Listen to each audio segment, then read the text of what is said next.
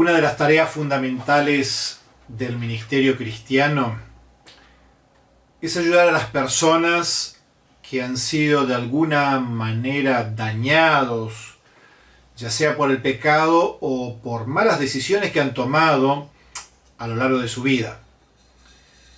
Para ello, aquellos que ministramos, pastores, líderes, etc., guiamos a las personas en primer lugar a confesar sus pecados y aceptar el perdón de Dios. Luego los acompañamos en el proceso de lo que se conoce como el ABC de la vida cristiana. Les ofrecemos consejería, le ofrecemos estudios bíblicos y en algunas congregaciones hasta los invitamos a participar de encuentros con Jesús o retiros. Me parece excelente todo esto y creo que debemos seguir haciéndolo, ya que la necesidad es grande. Pero pregunto, ¿y qué de aquellos que han sido heridos, lastimados o desilusionados por su fidelidad a Dios, por mantener sus convicciones o por no transar con los principios y los valores que han abrazado? Y lo peor de todo esto es que muchas veces esas heridas, esas desilusiones son causadas por gente allegada al reino. En el libro de Esther, en el Antiguo Testamento, en el capítulo 1 tenemos un relato muy interesante. Y es la pérdida de los derechos de reina de Vasti, la esposa del rey Asuero, del imperio medo-persa. La mayoría de las veces que se ha predicado al respecto, se ha presentado a Vasti como una rebelde y una desobediente al rey. Y después se introduce la historia de Esther.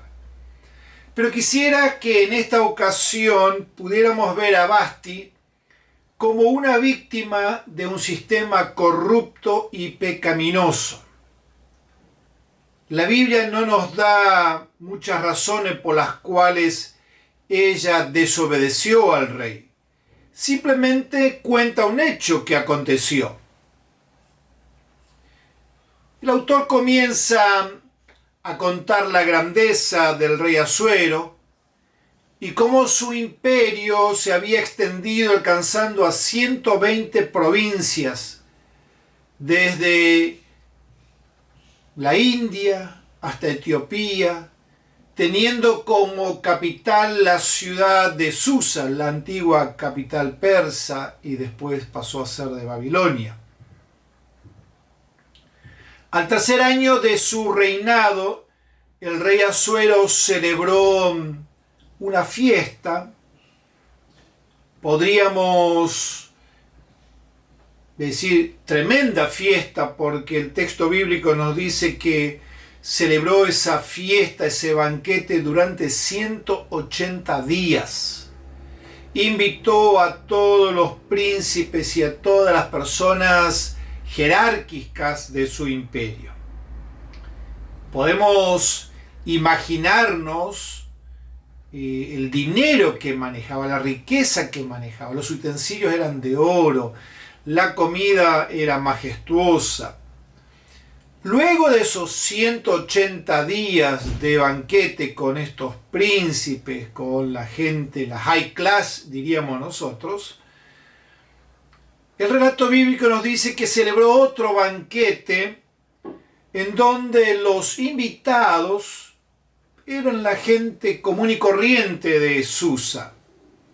Y en esta ocasión los celebró en el palacio, digamos, real, en el patio interno de ese palacio.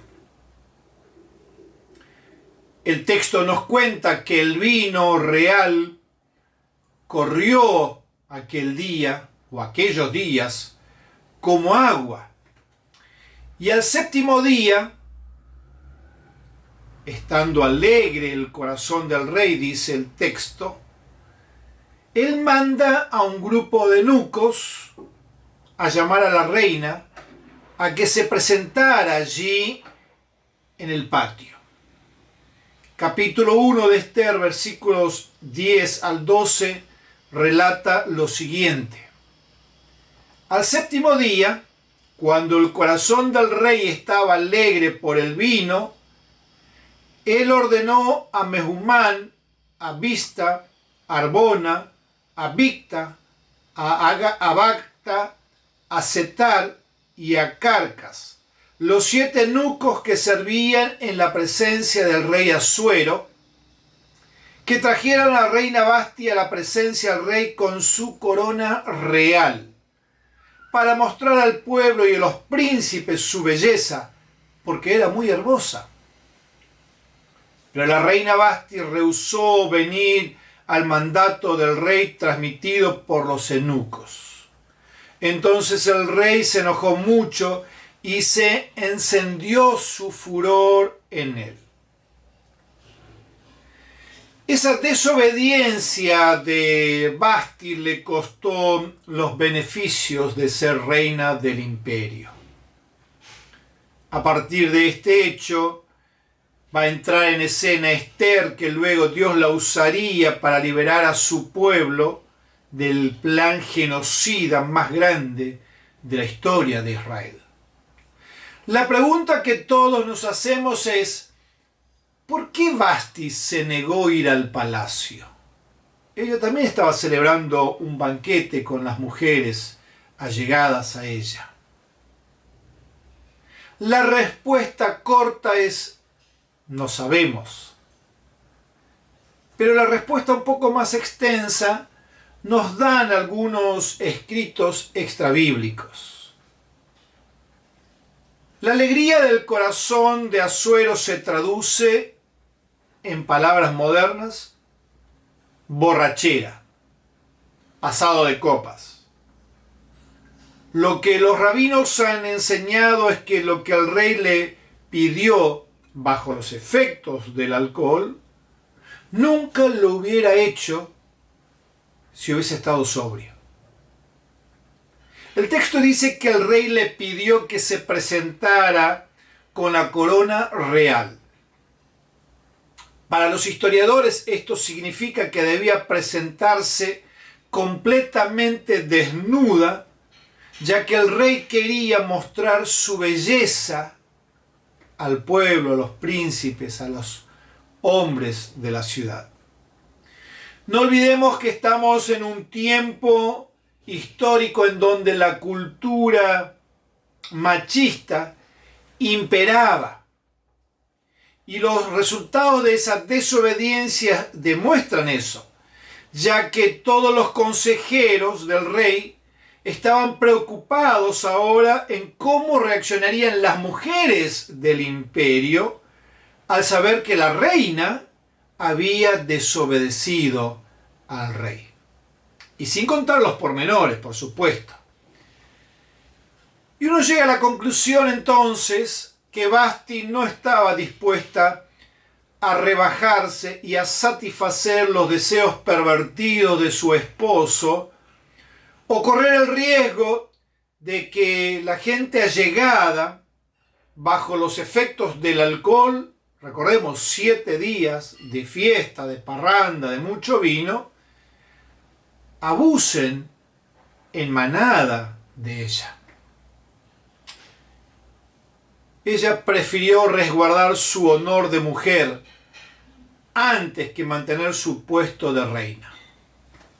Ella no quería presentarse ante las multitudes como una pieza de ganado para que algún iluminado pague algún dinero para acostarse con ella, si no lo haría gratis.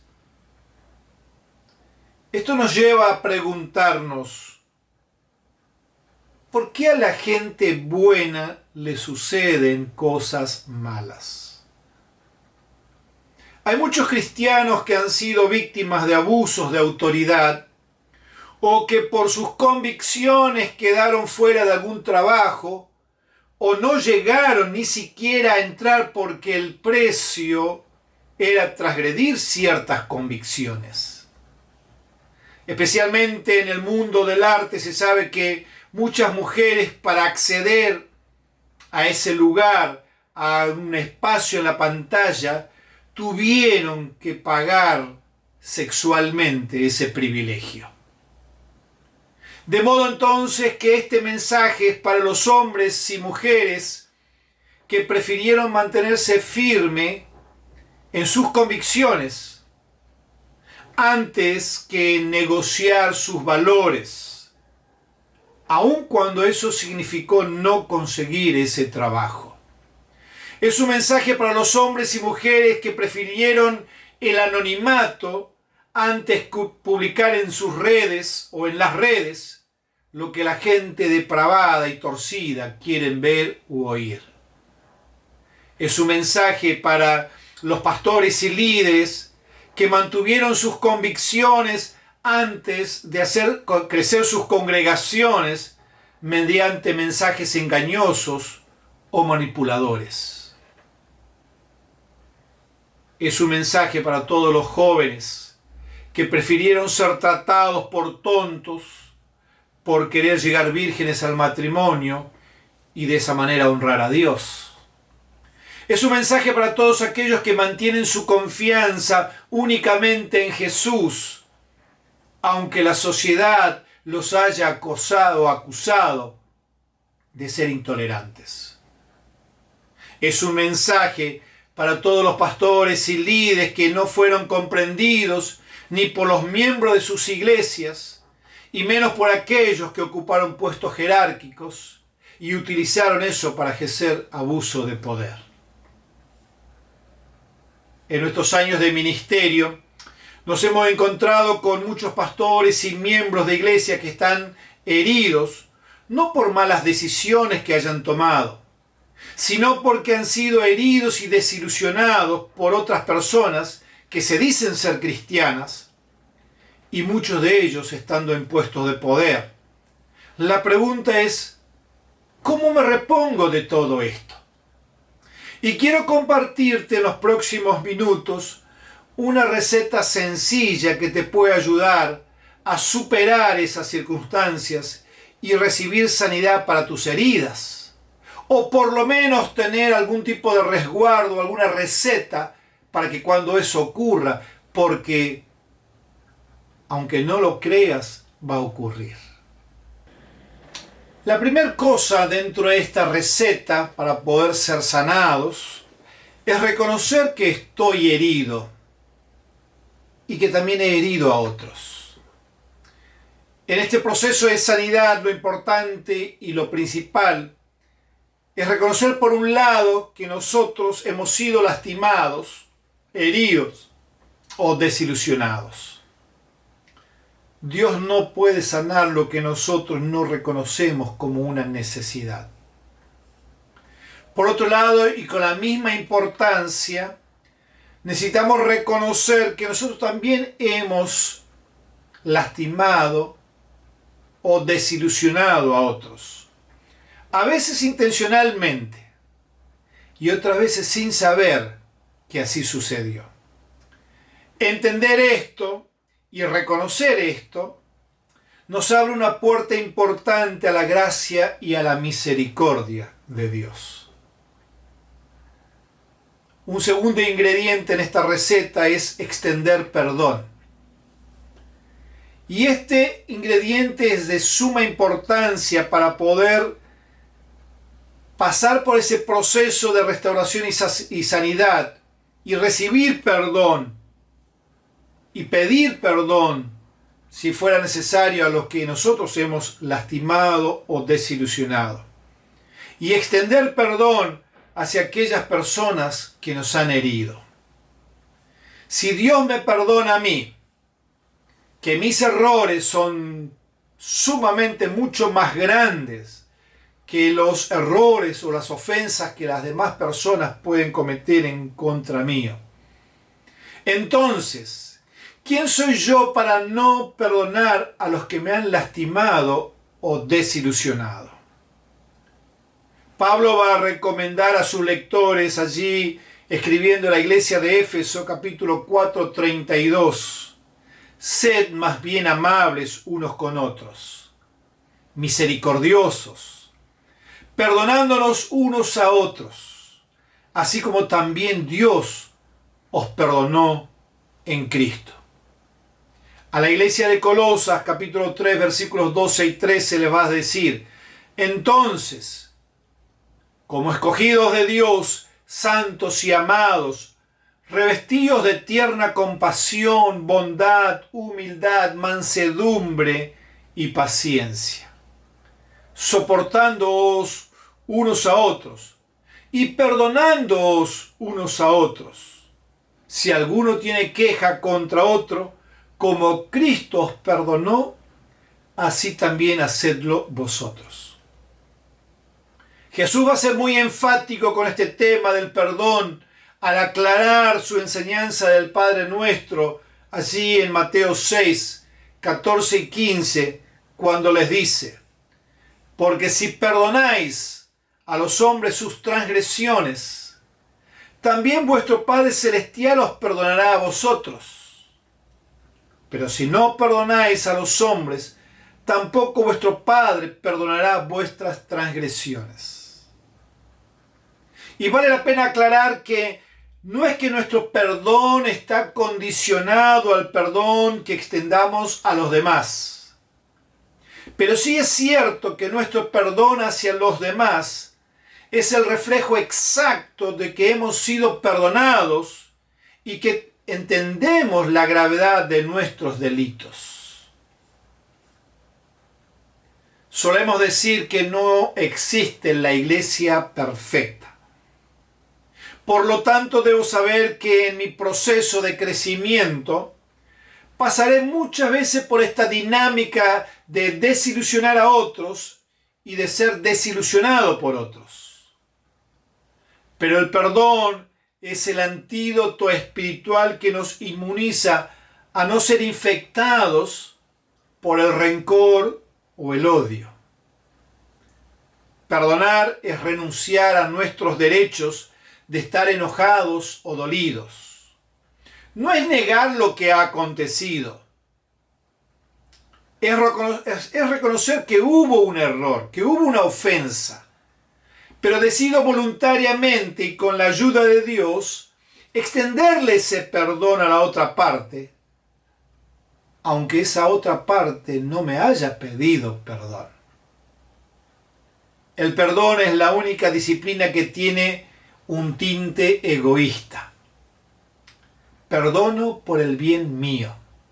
Perdono porque no hay posibilidad de crecimiento a menos que desbloquee cualquier tipo de impedimento donde la gracia de Dios pueda fluir con libertad en mi vida.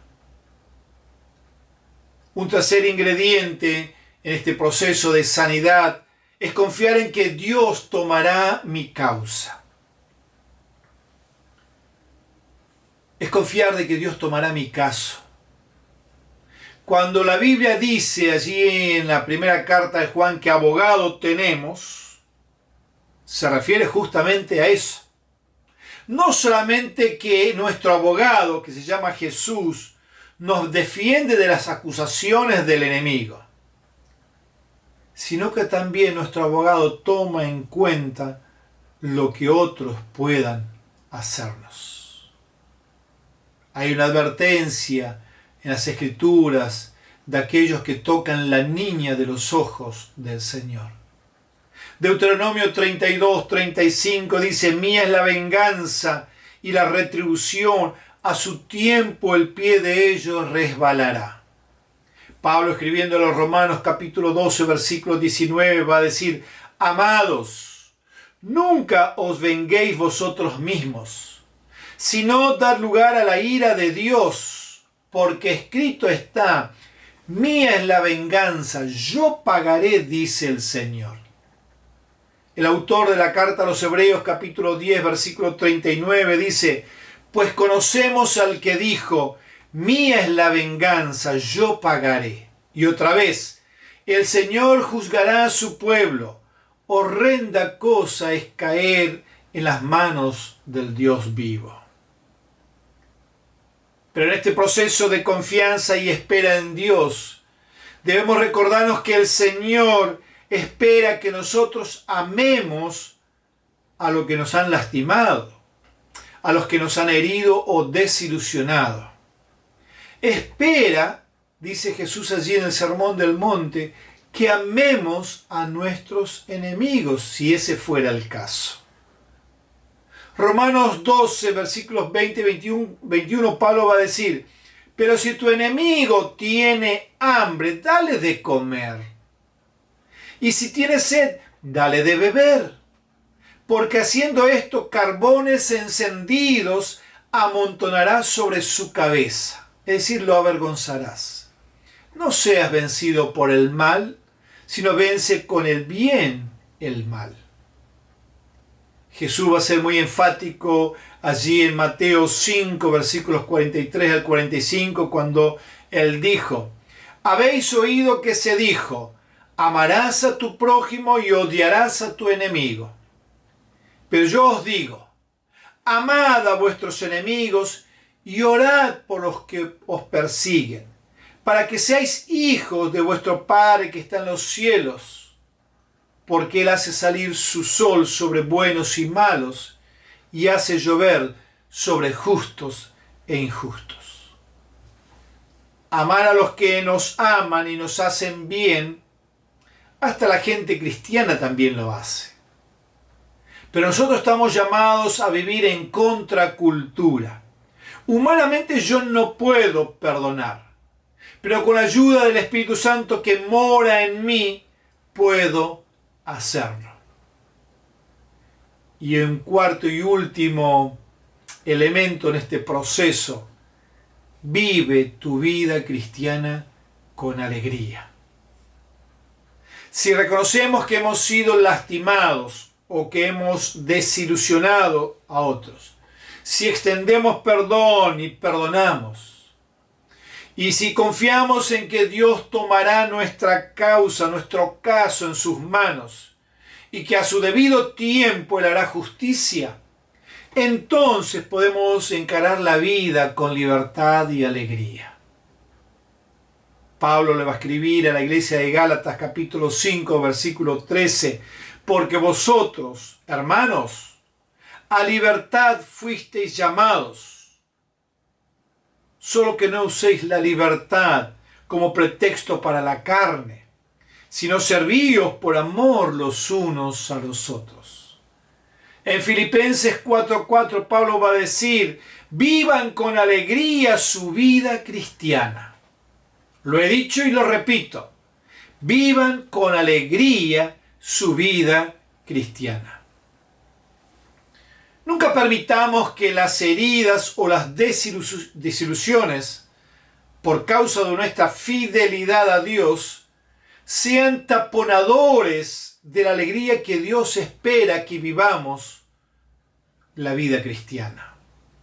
Fuimos llamados a la libertad. Somos seres libres. No permitamos que circunstancias del pasado hipotequen el presente y el futuro de nuestra vida cristiana. Cambiemos nuestro rostro de Viernes Santo por un rostro de Domingo de Resurrección. La vida es muy corta para perder horas o días o semanas o años cargando la mochila de los rencores.